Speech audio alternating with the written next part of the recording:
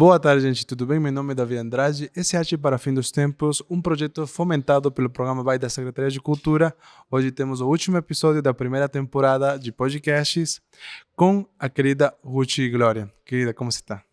Olá, Davi, estou muito bem, estou muito feliz de estar aqui participando desse projeto muito gostoso. Amei, obrigada. Querida, eu já teve alguns convidados que falaram sobre música e pá, mas eu queria muito te perguntar, porque uma coisa que eu não consegui perguntar aos outros músicos, mas eu queria perguntar contigo uma dúvida. Muitos deles começaram na música realmente através da igreja. Como que é esse processo? Como que funciona esse aprendizado da música nas igrejas, especialmente quando você começa como corista, quando você começa tocando na banda de igreja? Como é esse mundo?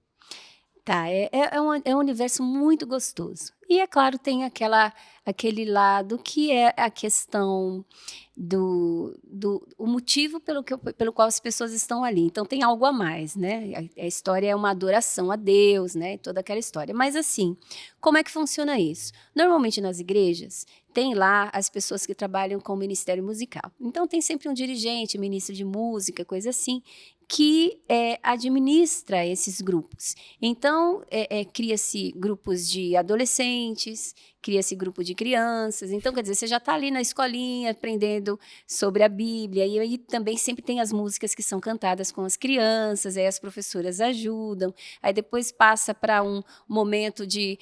Os grupos mais adolescentes também têm os seus momentos de louvor, então eles se juntam, tem sempre... Eles incentivam muito o pessoal a aprender música e tal. Então, acaba tendo o momento dos adolescentes. Em algumas igrejas juntam-se adolescentes e jovens, então já tem uma banda, né, que os outros são já mais velhos, então eles sabem já tocar alguma coisa. E sempre nessa coisa de orientação, no sentido de cada grupo, cada nicho dentro da igreja, adolescente, jovem, adulto, criança, sempre tem esse envolvimento com a música. Isso na maior parte das igrejas. Não são todas as igrejas que têm toda essa divisão, né? Tem algumas igrejas que têm uma organização maior nesse sentido, outras que têm somente o grupo de louvor.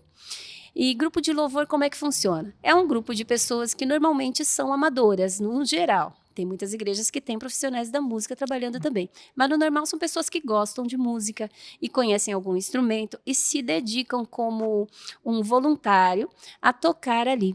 Então eles ensaiam, tem as músicas, tiram as músicas, aí tem um grupo de pessoas que canta. Aí algumas igrejas também têm os corais.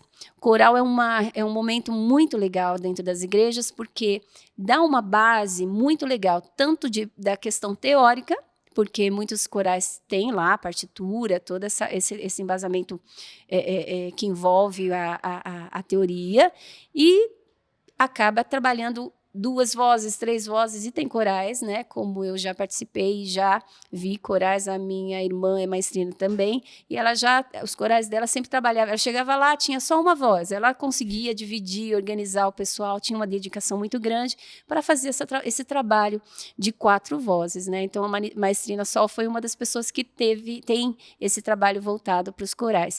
E ao longo dos anos, as pessoas que circulam na igreja como congregação também, ao mesmo tempo, elas também estão ouvindo e acompanhando esses grupos que estão ensaiando ali e que cantam à frente. Então, acaba que vai tendo um incentivo muito grande, que as pessoas querem cantar aquelas músicas que elas ouvem nos rádios, nos cantores conhecidos.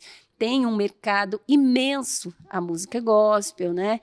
Tem hoje um número de grupos e bandas, cada igreja às vezes lança grupos musicais, tem muito isso também. Mas sua irmã trabalhava já como dentro da igreja, como uma Sim, ela parte do... trabalhou durante muitos anos, eu também já trabalhei durante muitos anos com esse parte do Ministério Musical, porque é uma área que a gente acaba se envolvendo, mas aí é uma questão, na maior parte do tempo é um lado muito voluntário, né? Claro. Porque é aquela coisa de você ajudar as pessoas em prol da igreja, em prol do ministério musical, para levar a palavra de Deus às pessoas e tudo mais. Então tem todo esse envolvimento. Mas é claro, existem algumas igrejas com quem nós trabalhamos que nos pagam para fazer esse trabalho Claro, né? também, porque às vezes as igrejas querem um trabalho assim, porque despende de um grande valor, de um grande tempo, né? Você trabalhar na música dentro de uma igreja, você tem que às vezes estar lá a semana inteira.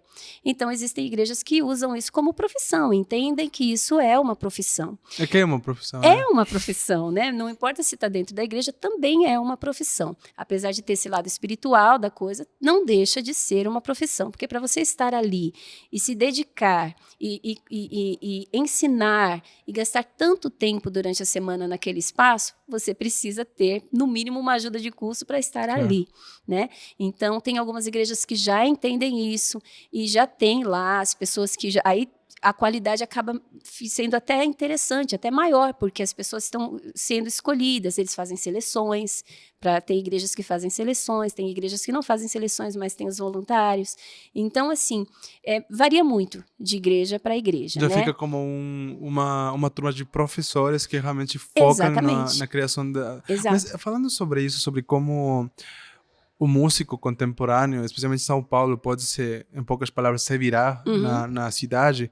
Que outras opções você tem? Por exemplo, você não quer realmente ir nos palcos, mas você quer transmitir, você quer ensinar. Que outras opções fora das igrejas você teria, por exemplo? Eu sei que você trabalha, você tem uma escola, você trabalha dando aulas. Como que é esse mundo de dar aula da música mesmo? Sim.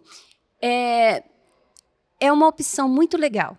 Assim, como eu gosto de dar aula, aquela coisa, eu sempre me especializei nessa parte didática, procurei conhecer mais a fundo os assuntos.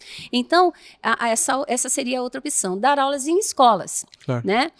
Se você pensa, eu tenho uma escola junto com a Sol e o Marcelo, e nós temos esse espaço onde nós recebemos ali pessoas que querem futuramente dar aula, nós recebemos ali pessoas que já são envolvidas com teatro, nós recebemos ali pessoas que têm interesse em trabalhar com as igrejas. Por exemplo, a gente recebe muita gente que vem de igrejas. Que parece que o mundo da música fosse uma coisa só, mas tipo, tem uma quantidade de momentos, teatro, igreja, música de palco, é muita coisa muito variada. Sim, o universo musical, ele é imenso. Então, às vezes, as pessoas acham que trabalhar com música é somente palco. Mas não é verdade. Trabalhar com música, você pode trabalhar na parte de gravações. Tem muitas bandas que precisam vocais e contratam pessoas para fazerem os vocais. Às vezes na gravação em estúdio, outras vezes no momento de shows. Tem pessoal que busca músicos de apoio para poder acompanhar. Né? Tem ali também essa parte de aula. Tem pessoas que dão aulas particulares. Né? Tem pessoas que se vinculam a uma escola, como a gente, tem ali o espaço da escola, mas principalmente para a gente poder facilitar também essa coisa das aulas. Porque nós começamos essa escola como? Foi assim, em princípio, eu queria dar aula para os meus alunos de canto. Né? O Marcelo com os alunos dele de baixo e violão. E a Sol com os alunos dela de piano e musicalização. Até então, nós tínhamos essa intenção. Mas acabou que nós tínhamos um espaço, uma determinada sala, onde nós trabalhávamos, por uma questão... entramos em acordo, vamos alugar um espaço para a gente não ter que ficar se locomovendo tanto, porque dificulta. Às vezes eu estava dando aula aqui na Zona Sul, depois vai para... Então ficava aquele movimento muito grande. São Paulo é complicado se movimentar dependendo do horário e do dia. Mas a decisão também de criar um espaço físico deve ter sido um risco, na real. Não foi? Sim, não tiveram essa sensação? Foi assim, mas sabe aquela coisa quando você sente assim, não, vai dar certo. Mas o que aconteceu? Qual foi a nossa estratégia? Como nós três tínhamos já essa coisa de dar aula e cada um já tinha os instrumentos que já costumava trabalhar, nós alugamos, em princípio, uma sala. E nessa sala, cada um ficava um dia da semana com os seus alunos. Ok, ficou super bom, assim, funcionou. Mas aí, o que acontecia? As pessoas começaram... eu sei que tem aula de música aqui. Então, na cabeça deles já era uma escola. Então, começou todo mundo, mas você tem aula disso? Você tem aula daquilo? Você tem aula... Eu falei, pronto. E a gente só trabalhava com os nossos alunos, com os nossos instrumentos de trabalho. Mas aí começou uma procura tão grande em relação a outros instrumentos que nós não dávamos aula até então, que resolvemos alugar um espaço maior, porque começou a aumentar muito o número de procura. E aí, junto a isso, nós agregamos outros professores e acabou que meio que forçado virou uma escola, né? Mas hoje tem muitas pessoas que tentam tipo, tem famílias, tem pessoas como coletivos que tentam criar um espaço, especialmente ateliês, Sim. e falem, tipo, termina morrendo o projeto. Por que vocês conseguiram, qual você acha que foi, ou talvez uma dica, ou um conselho de como conseguir se organizar para poder criar um espaço desse tipo? Como vocês conseguiram dar certo? Como vocês conseguiram dar certo? Sim. Olha, o que eu penso, que eu sugiro às pessoas que estão buscando, e o caminho que a gente buscou foi pensar pequeno. Né? Às vezes a gente tem um projeto maravilhoso, mas pensa grande demais, Claro. de imediato. Aí não tem capital, não tem planejamento, não se prepara, porque a gente sabe que a aula de música não é uma coisa essencial, apesar de a gente saber que é importante, não é uma coisa que as pessoas entendem como essencial na vida delas. Porque não é, tipo, você não vai morrer se você não tem aula de música, né? Exatamente. Então, no momento ali que cada família, cada aluno tá, poxa, eu preciso cortar alguma coisa. Não dá para cortar, vai cortar a música. Porque, isso aqui é um hobby, é uma coisa que... Temos alunos profissionais, né? Nós temos alunos que trabalham profissionalmente com música, então vêm para trabalhar determinados assuntos específicos. Esses não, esses entendem diferente. Então, eles não dependem disso, é a carreira deles, né? Mas temos outros alunos que não. Então, o que vai acontecer? No momento de aperto, que a pessoa está ali, ela vai cortar a música, e eu entendo, né? Mas o que vai acontecer? No nosso caso, a gente já pensando assim, já sabendo que isso, porque nós já damos aulas há muito tempo. Eu dou aula há 25 anos. Claro. É bastante tempo. Então, assim... Minha idade, na real. Então, é muito tempo. Então, se a gente parar para pensar, toda essa coisa, toda essa questão de espaço, tem que pensar que é o gasto com o espaço, a gente já deixou tudo isso planejado. Bom, vamos ficar aqui durante tanto tempo ou vamos manter aqui. Claro. Então, a gente não ficou naquela coisa assim, eu acho que às vezes as pessoas ficam com... Tem um projeto lindo e maravilhoso, mas bota um olho, fica com um olho muito grande. Eu quero já pular 3 degraus. Não, vai de pouquinho. Vocês contrataram a sala, foi Primeiro uma pouco. sala, a gente deixava a sala bonitinha, tudo organizado, o recurso que a gente precisava. Outra questão é, a gente atende bem. Claro. A gente faz direito, né? Vocês sabem o que vocês estão fazendo. A gente, e a gente, assim, não fica naquela coisa assim, vou atender mais ou menos, porque... Não, a gente, não importa se o aluno tem um desconto, se ele não tem, a gente faz certinho. Por quê? A maior parte dos nossos alunos são indicados por alunos. Claro. Então, isso já é um referencial para a gente. Então, isso deu para a gente uma certa estabilidade em relação a alguns alunos, em relação a algumas pessoas que já nos conheciam, nos indicavam pessoas, enfim. Isso fez com que a gente pudesse dar um passo para aumentar o espaço e ocupar um espaço mais caro. Claro. E trazer novos professores, mas baseados sempre no mesmo critério. Pessoas que tenham responsabilidade, que saibam entender aquilo ali como um trabalho real, né? E comentando com isso, vocês falam, né, tipo, começar aos poucos mas sempre tendo a noção de que a música não termina sendo fora das pessoas que trabalham especificamente com música, não termina sendo uma necessidade essencial. Na pandemia, como vocês se viraram? Porque, tipo, afetou todo mundo e termina afetando diretamente as coisas que não são estritamente essenciais. Como vocês se adaptaram?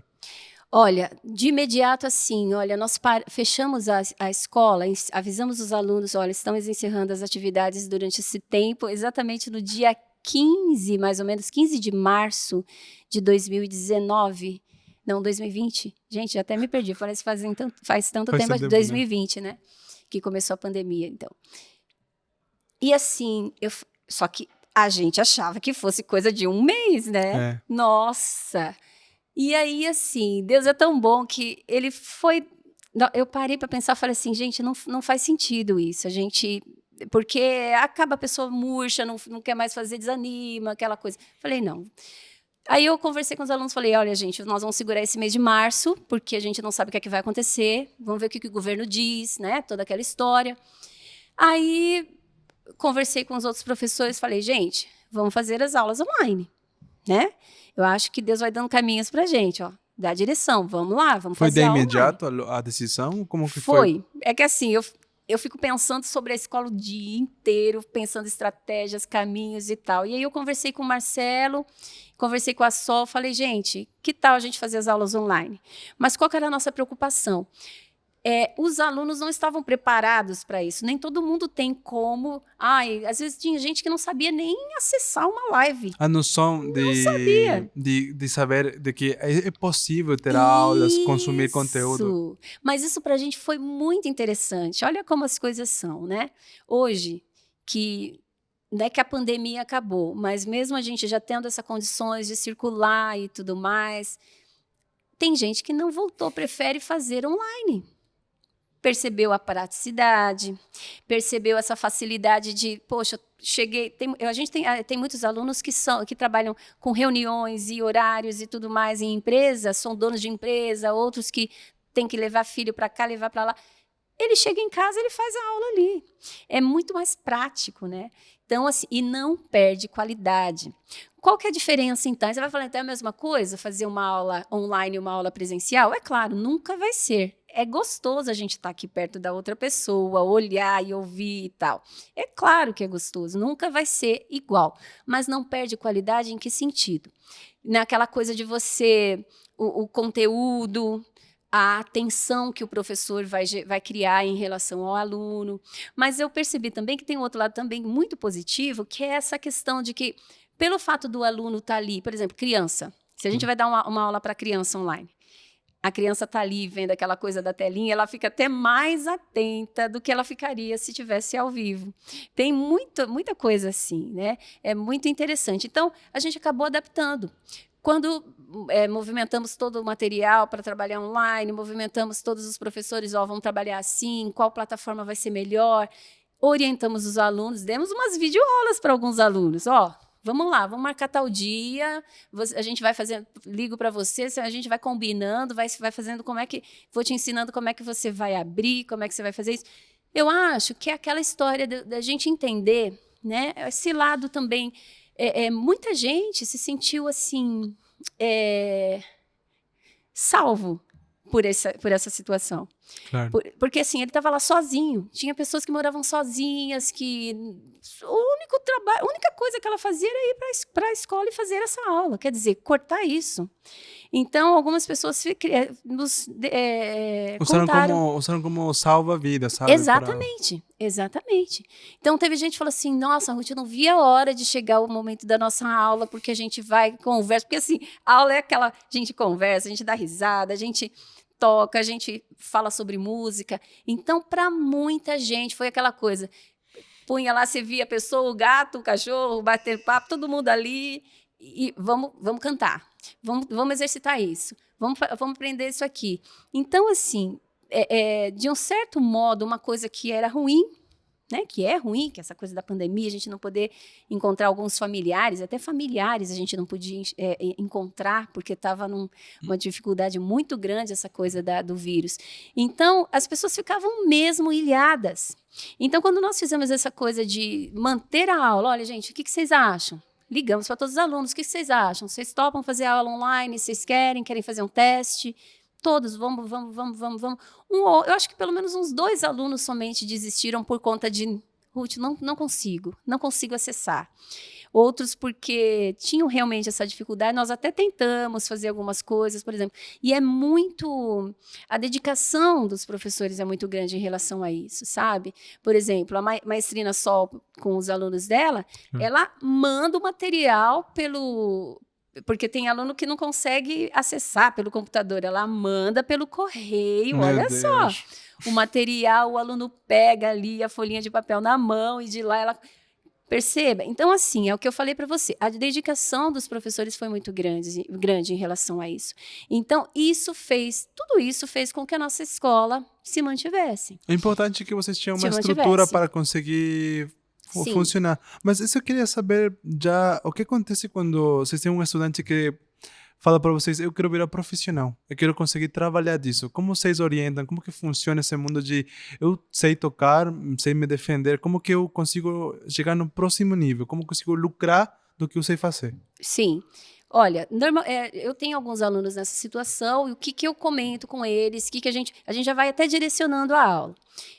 No caso, se é um aluno que vai... A gente tem muito, assim, alunos que querem montar coral, alunos que querem trabalhar nessa área, e temos alguns alunos que querem virar, assim, se tornar profissional da área no sentido de cantor profissional, montar trabalho, outros que têm músicas próprias e querem sair por aí divulgando. A gente, por exemplo, a gente dá caminhos...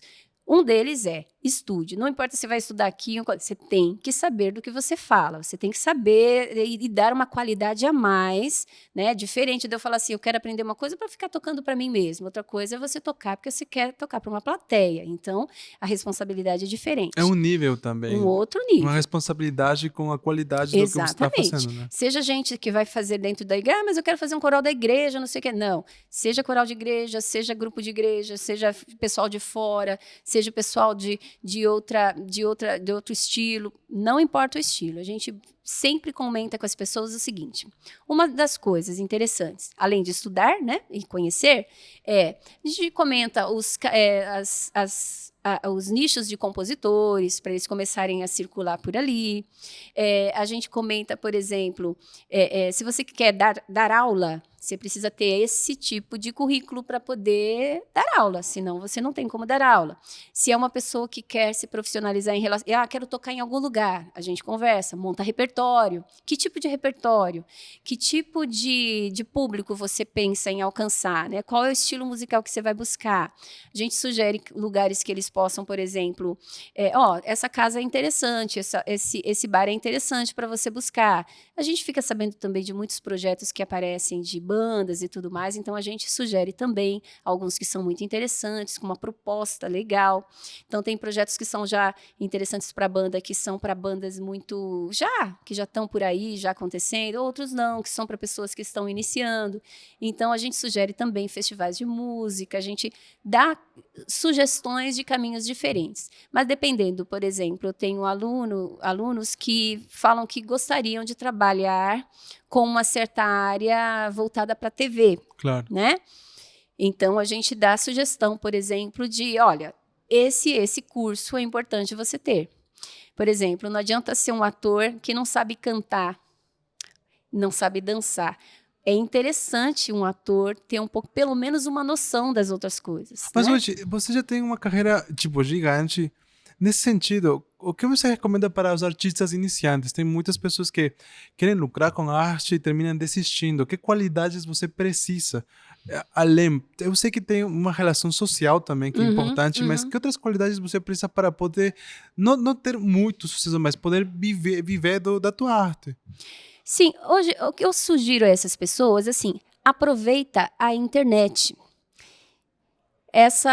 Hoje a vantagem da internet é essa, eu posso fazer um show daqui de casa, posso fazer montar um repertório legal, fazer live, começar a criar um determinado público, né? Então, poxa, eu tenho música, eu sugiro, olha, registra sua música desse jeito, grava a música mesmo que seja de uma forma que não tenha um tremendo de um arranjo, com uma banda imensa, uma orquestra, mas grava, seja voz e violão, mas com qualidade, para você ter uma coisinha para poder mostrar, para poder entrar nos lugares, se colocar como artista, porque às vezes a pessoa quer cantar, Claro. mas ela só fica em casa cantando, né? Então, assim, você quer cantar, a primeira coisa, você vai ter que se expor um pouco mais na internet. Você fala criar um portfólio. Isso, colocar, por exemplo, abrir um canal, colocar nesse canal esses vídeos, colocar, por exemplo, porque, assim, normalmente as pessoas que gostam de cantar, elas gostam de gravar coisas. Então, começa por aí. Se você quer ser intérprete, ok. Então, começa a decidir, em primeiro lugar, qual é o tipo de música que você quer interpretar.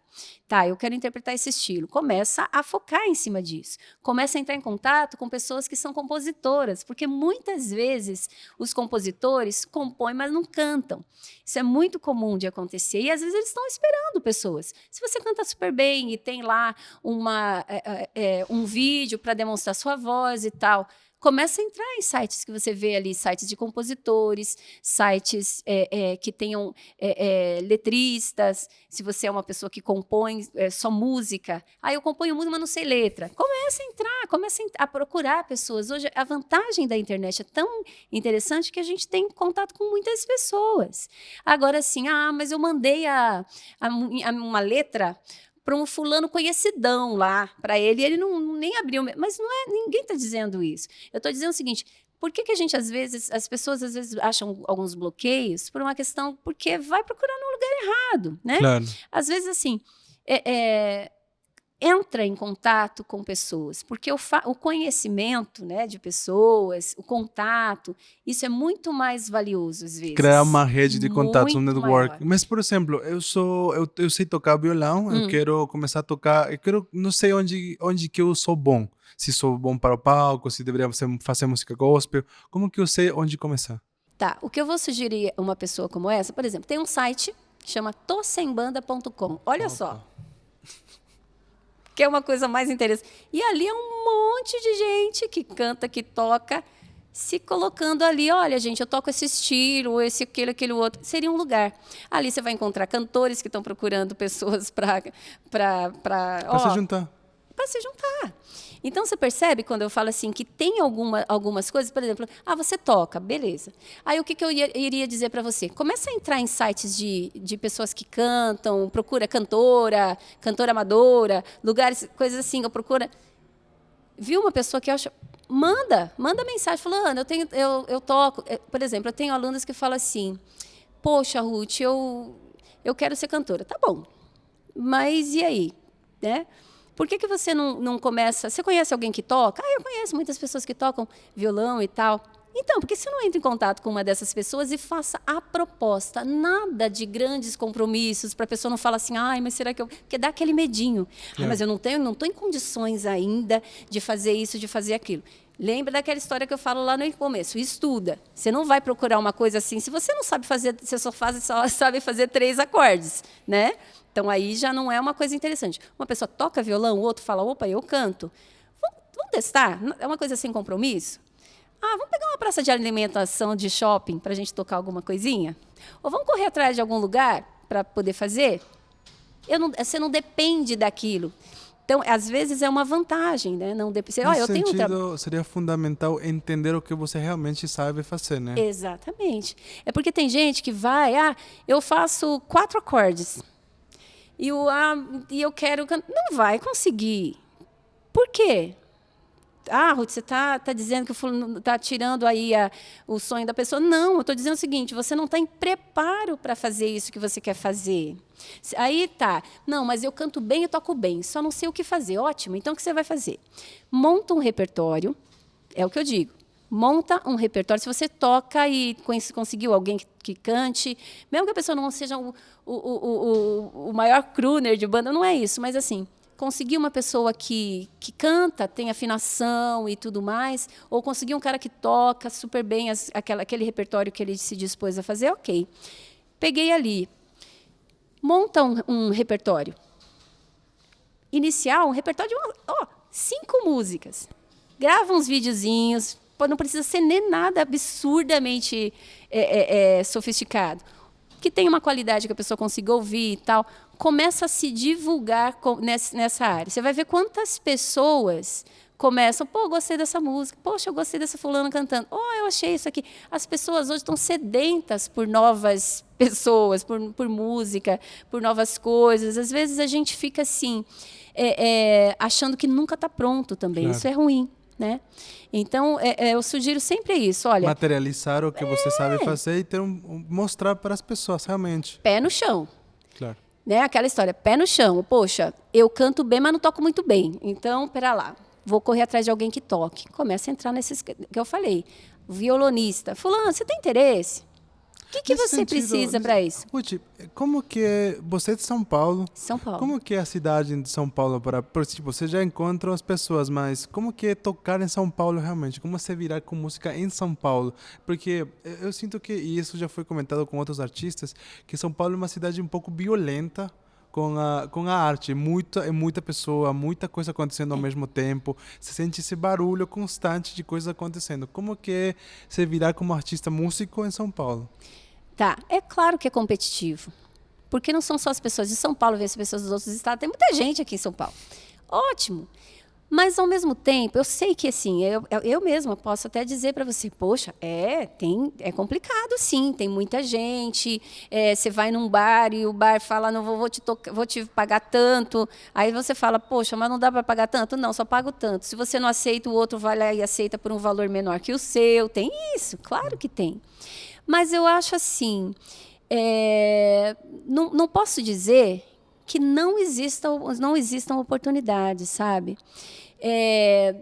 Sabe que, assim, pelo menos eu falo, por exemplo, o meu trabalho, eu não saio procurando festas, por exemplo, mas tem muita gente que toca em festas, né? Tem gente que se coloca ali para tocar em festas. Eu faço, às vezes, festa de empresa e tal, mas porque tem muitas pessoas que me conhecem e sabem que nós temos esse trabalho. Então, eu não foco em cima disso. Olha, eu vou montar um site para festa de casamento, vou montar um site para... Não.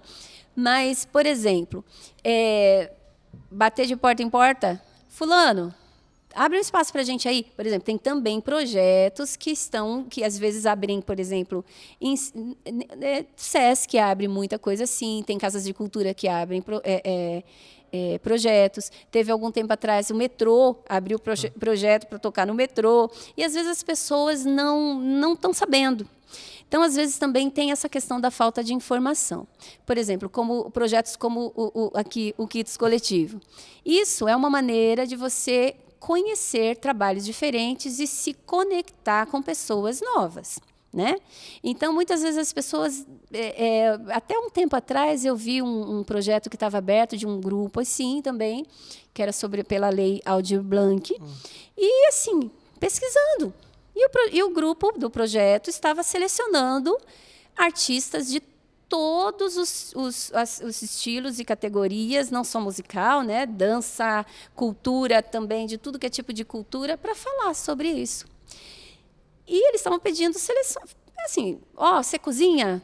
Então, manda alguma coisa falando do tipo de cultura que você quer colocar ali, porque o mundo é cultura, e era essa a intenção do projeto. Como é que eu achei isso? Ninguém me indicou. Eu fui procurando. E achei esse projeto e consegui mandar uma inscrição lá, falando, e assim, eu nem mandei inscrição para uma banda, porque você só conseguiu entrar porque era uma banda. Não, era eu e eu. Né? O Marcelo, é claro, que me deu essa força para gravar para mim o que eu precisava e tal, mas é isso. Então, botar as mãos na massa e procurar opções, né? Dá preguiça. Vou falar para você, dá preguiça, porque é cansativo. Você procura aqui, aí manda, aí às vezes não entra, às vezes entra. Aí você procura outras coisas, mas assim, tem muita coisa. Tem muitos projetos que são abertos por pessoas que já foram contempladas por PROAC, por Lei Aldir Blanc, por outros que estão selecionando e abrem lá a inscrição, as pessoas nem ficam sabendo às vezes. Uma pessoa me falou uma vez assim, porque falou assim: músico é mal informado. Músico é mal informado. Aí na hora eu fiquei chateada. Eu falei, o que você está falando assim? Que nós somos mal informados. Mas depois eu parei para pensar e ele começou a me explicar. Falou, Ruth, é verdade. Porque às vezes tem projetos interessantíssimos que vocês não percebem, leis de incentivo que vocês não pegam porque nem sabem o que está acontecendo, não se envolve dessa forma. E eu fiquei até sem graça, né? Porque é verdade. Então, assim, não estou dizendo que é mar de rosas, não. Não é mar de rosas. Então quer dizer, Ruth, que eu abri aqui, se eu colocar aqui, vai aparecer um montão de apartamento. Não é isso. Mas o que eu quero dizer é o seguinte, existem muitas coisas. Não é só bar que existe para... Porque se a gente falar de bar, é lógico, tem um monte de bar, mas também o bar não quer tocar, às vezes não quer pagar o que deveria. E você vai com uma banda de 10 pessoas para ganhar R$50 cada um. Né? Aí é complicado, né? Aí fica complicado. Então, o cantor, o artista, ele tem que ter ideias... Se é um trabalho próprio, por exemplo, o meu trabalho é Ruth e Glória. Então, eu posso montar bandas de tamanhos diferentes. Eu posso, num projeto com voz e violão, no outro projeto eu vou com uma banda maior, no outro projeto... Posso fazer assim. Tem outras pessoas que não, é uma banda. Então, pera lá, a gente tem que procurar projetos diferenciados porque a banda precisa se sustentar. E para fazer os projetos, você precisa ter estudado para poder funcionar dentro. E tudo volta para a educação que você tem, né? Isso. Eu queria perguntar agora, Ruth, o que você recomendaria para as pessoas os artistas, né, que estão estagnados na carreira? Eu sei que você, de alguma forma, começou fazendo gospel, depois mudou e como você consegue se manter motivado para continuar criando coisas novas? Olha, a motivação, a principal é porque eu gosto do que eu faço. Isso é as pessoas que falam comigo. Uma vez uma pessoa falou assim, eu estava comentando com ela sobre a aula, como é que funciona. Ela falou, nossa, dá para ver que você gosta do que você faz, né? Ela falou assim, olha, só de ouvir você comentar, eu quero fazer essa aula, porque eu percebo que essa é o espírito correto, né? A intenção, a motivação correta. Então, assim, realmente, tem que gostar, porque senão na primeira oportunidade a pessoa... na primeira dificuldade a pessoa já ficou difícil, não sei o quê, porque a gente tem que se reinventar, né? Meio artístico, qualquer pessoa que estiver nos assistindo agora, que participa do meio, faz parte do meio artístico, que vive de cultura, vai saber que tem que se reinventar. Então, se perceber a minha história, vai perceber que eu participei do teatro quando tive oportunidade, participei de festas quando tive oportunidade, de bar quando tive oportunidade, de casamentos quando eu fiz... Por que a gente tem que fazer? Mas isso eu não vou deixar de lado o meu trabalho pessoal, que é a música da Ruth Glória. Então, eu posso até fazer outras coisas, mas para sustentarem e motivarem aquilo que eu quero fazer como meu trabalho de compositora. Então, eu tenho minhas composições próprias. Mas isso não me impede de, para manter as minhas composições, que eu faça outros trabalhos que vão mantendo a minha casa. Né? Você tem um foco e tem trabalhos que se relacionam com o que tu quer criar, né? Exatamente. E no final tudo converge mesmo. Porque se você parar para pensar, às vezes, para entrar num determinado projeto, as pessoas às vezes pesquisam sobre você. Aí fala, poxa, essa pessoa fala que está aí, mas nunca fez nada, não vi nada que ela fez. Então, às vezes, o fato de você ter participado de uma outra coisa que nem era aquele seu foco na época, faz uma diferença lá na frente, porque você tem currículo, né? E é verdade, é gostoso a gente ter história para contar. Poxa, eu já fui ali, eu já fiz isso, eu já fiz aquilo.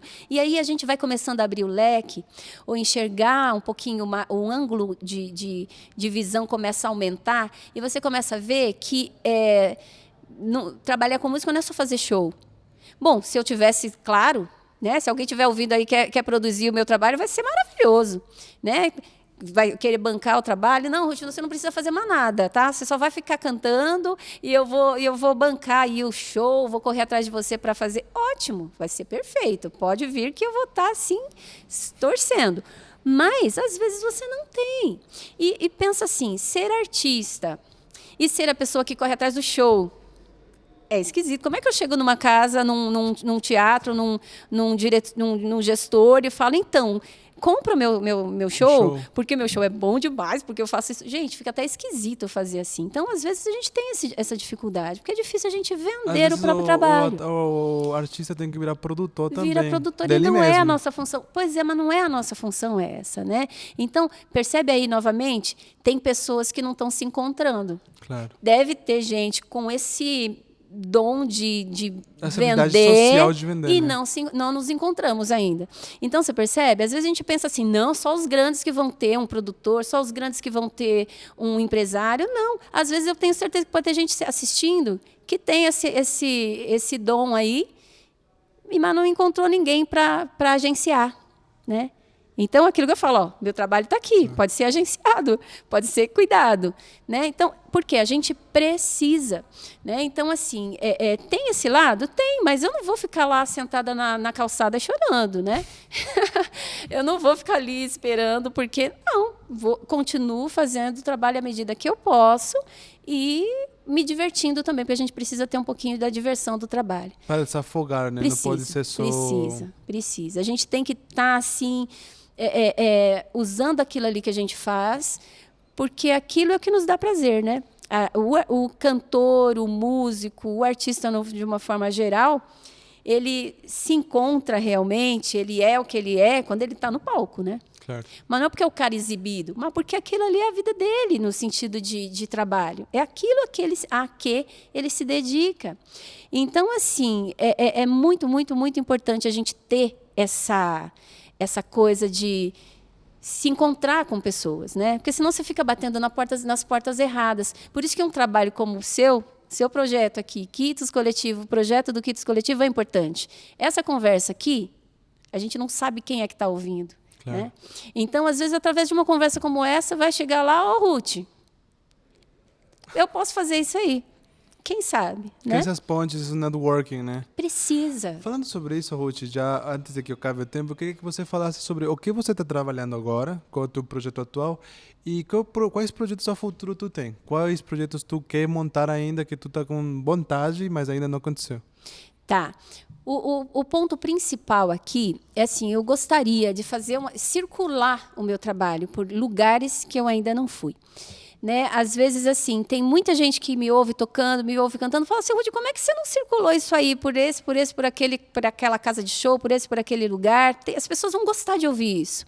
Eu falo, poxa, eu sei que elas vão gostar, mas aí cai naquela história, poxa, então, já que eu não tenho um produtor, um agente para correr atrás por mim, eu vou ter que correr.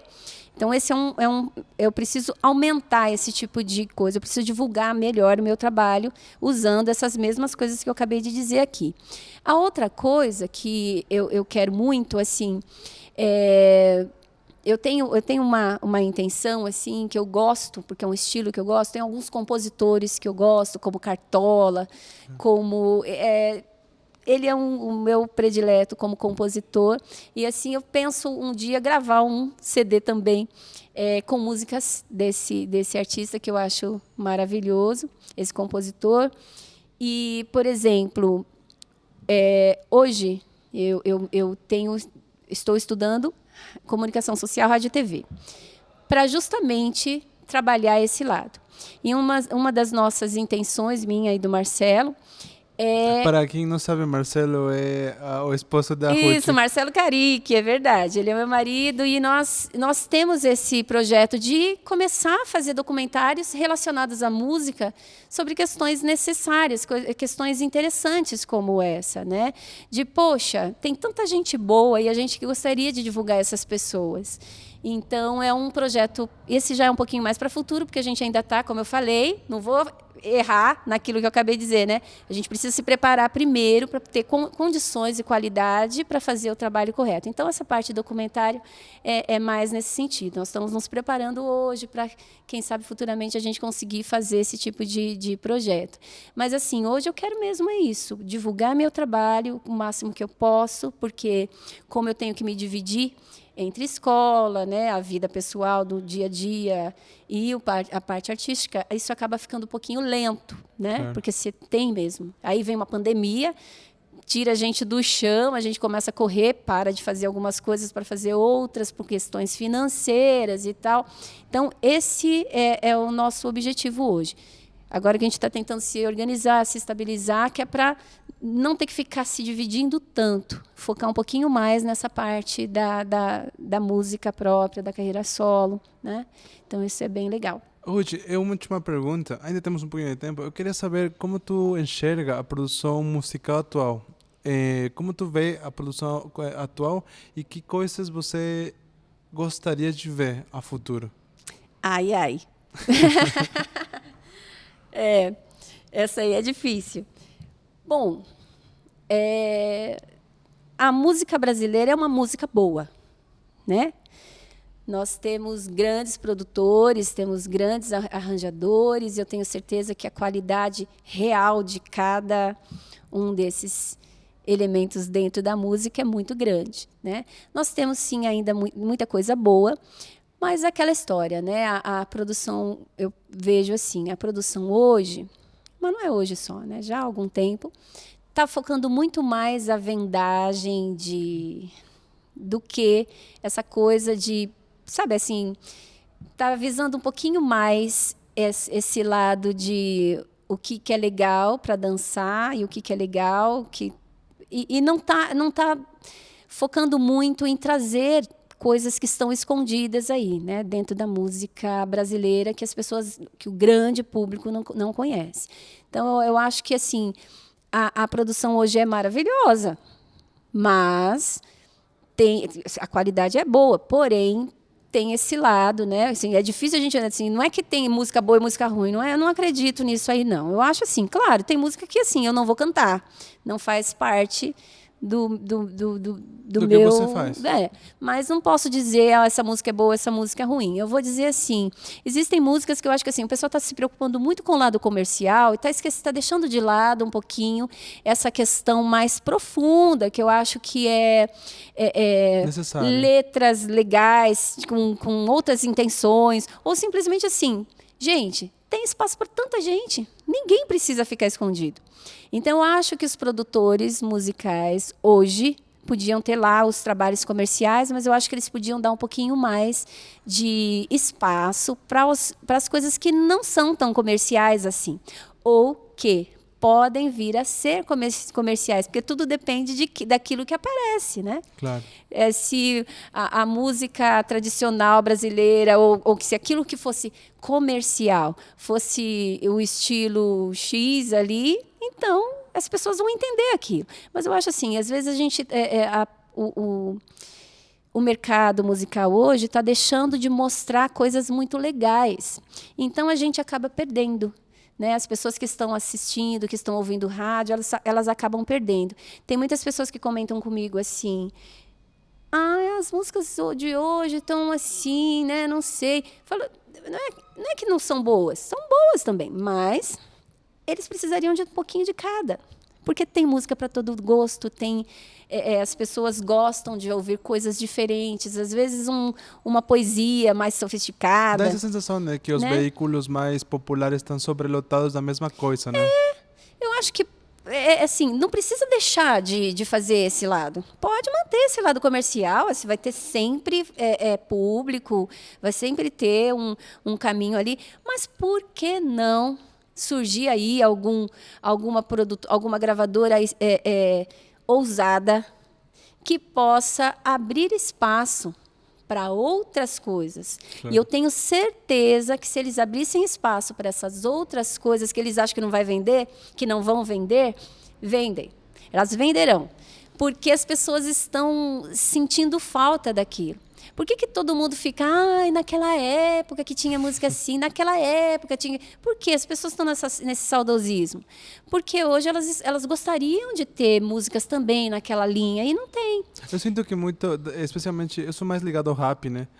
Ou pelo menos é o que eu mais consumo. Eu também sinto que eles estão chegando nesse ponto em que a sobrelotação, a repetição constante do mesmo, está fazendo eles juntarem com artistas diferentes. Tipo, tem pessoas que estão, especialmente os mais pop, estão já chegando à beira do repetitivo. Sim. Estão se relacionando com músicos diferentes, do perfeito. Samba, para variar, sabe? Exato. Agora imagina se o pessoal da MPB, o pessoal do pop, o pessoal do samba, o pessoal de tudo que é estilo, começasse a fazer a mesma coisa. Porque você não perde o seu estilo. Pelo contrário, você agrega aquela história de troca de informação, né? Claro. Então, assim, eu sinto falta daquela coisa que... Poxa, algum tempo atrás existia que as pessoas comentam de... Poxa, às vezes estavam fulano tocando em determinada casa de show, as pessoas iam lá, os produtores iam lá assistir para fazer uma peneira ali, escolher alguma coisa diferente, ou cantores ou intérpretes montando CD, montando uma nova gravação, começar a procurar artistas independentes, ouvir coisa que... Tinha época que as pessoas faziam isso, né? Aí... começa essa seleção, que aí não chega mais isso aí.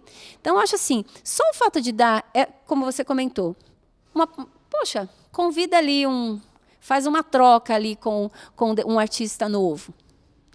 Gente, eu acho que, assim, ninguém tem eu fico até intrigada, como é que ninguém fala assim, poxa, uma coisa nova, vamos lá, né? Tem tanta coisa legal. Então, eu acho assim, falta isso. Não, eu concordo totalmente com você. Tipo, tomara que, pelo menos, essas misturas, esses encontros continuem acontecendo. Mas sim. Vamos fechar, querida? Vamos. Gente, esse foi o 8º episódio da primeira temporada do podcast Arte para o Fim dos Tempos, desde a Biblioteca Prestes Maia. Esse é o último episódio com a querida Ruth Glória desta temporada. Então, provavelmente a gente vai voltar até o final do ano. E até esse momento, gente. Abraço e muito obrigado por vir. E os dados da Ruth para qualquer tipo de contato estão aqui na tela. Abraço, gente. Até o final do ano. Tchau, tchau.